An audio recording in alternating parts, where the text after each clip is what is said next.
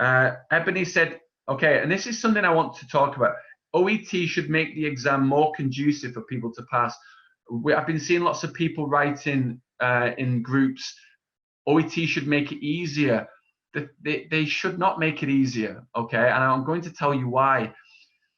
Because you need to be at that English level in order to be able to provide safe patient care. Okay, this is the level that they've made it at, and I should say that the pass rates for OET are much higher than IELTS. I'm seeing really, really good pass rates. On our side at Swoosh English, we're getting over a 65% pass rate. Okay, but if you're expecting that the exam is going to become easier in your mind, I wouldn't expect that. You've got to focus on what you can control, and what you can control is on improving your English language skills. Now, a lot of people are saying that the OET exam is sufficient, it's effective, it's adequate for them to assess their skills. Because guess what would happen if OET made the exam easier, and a lot of people who are at C's and C pluses now got B's because the exam was considered easier, and then they came to the UK and then they were communicating with patients, with their colleagues, etc., and they took in incorrect information because their English level was low, and they gave a patient the wrong medication, or they misinterpreted some reports. That patient could have some serious negative consequences. You know, something really bad could happen to them. They could have some really bad side effects. So this is why they've got to maintain that level. So I've seen students before who've got C's, and you might be that person right now who's got C's and C pluses. And I'm here to tell you that if you do the hard work, if you prepare effectively, you absolutely can get 4 B's. So don't be complaining or moaning about, oh, the OET exam is too hard for me. You need to control what you can control. So writing petitions for the OET to make the exam easier, or making complaints, you're putting negative energy on the wrong things. You need to put positive energy on yourself and what you can do, and not blaming other people for the fact that you didn't pass.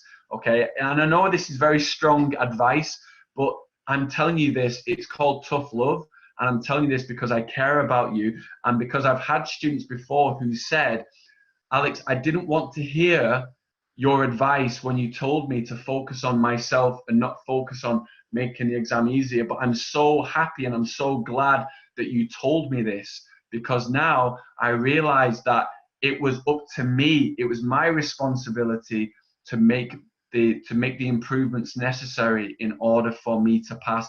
And now it makes the whole passing of 4 B's or A's even more satisfying for me now, more fulfilling, because I did the hard work that was needed in order for me to pass. Okay, does everyone get me on that? Say yes, I understand in the chat box. Yes, I understand in the chat box.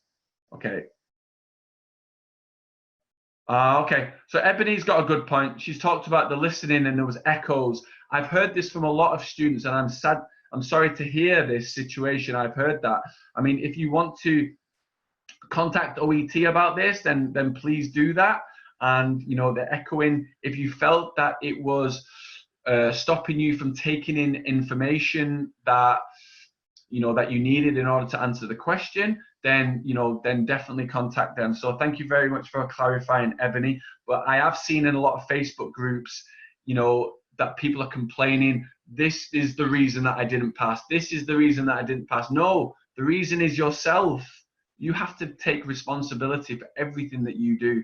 And the same way that you trained to become a nurse, the same way that you trained to become a doctor, they didn't make the examinations or the coursework or the practical assessments easier, because if they make it easier and you're not qualified, you could do something really bad. You could really hurt a patient's, a patient, whatever their condition might be. So the OET have to maintain their credibility as a high quality, reputable examination board, okay, an examination provider. So they have to keep that quality there. Otherwise, the NHS, the UK, the NMC, the GMC would be complaining, and then they would stop accepting OET in the UK, and it would be back to just IELTS. And that would mean that would be bad, because you don't have a choice.